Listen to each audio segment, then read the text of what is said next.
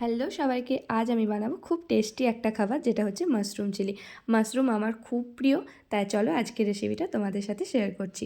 প্রথমে আমি মাশরুমগুলোকে ভালোভাবে ধুয়ে নিয়েছি, 4 থেকে 5 বার আমি ধুয়েছি। তারপর সেগুলোকে কেটে নিয়েছি, আর কেটে ওপরের যে লেয়ারটা থাকে সেটাকেও আমি ছাড়িয়ে নিয়েছি। ওপরের লেয়ারটা ভালোভাবে ছাড়িয়ে নেওয়ার পর আমি আবার একবার জল দিয়ে ভালো করে মাশরুমগুলোকে ধুয়ে নিয়েছি।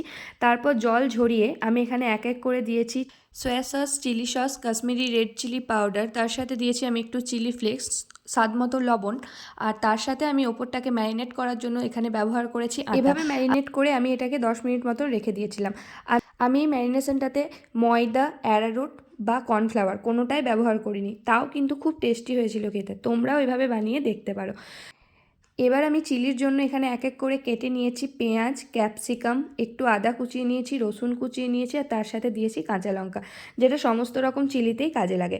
তারপর এখানে কড়াইয়ে তেল গরম করে আমি এক এক করে মাশরুমগুলোকে আস্তে আস্তে ভেজে লাল লাল করে তুলে নিয়েছি। মাশরুমগুলো ভাজার সময় আমি গ্যাসের আঁচটা লোতে রেখেছিলাম। মাশরুম ফ্রাই হোক আর চিকেন ফ্রাই হোক, এই ভাজার সময় তো 4-5টা এমনিই পেটে চলে যায়। এবার চিলি করবার পালা।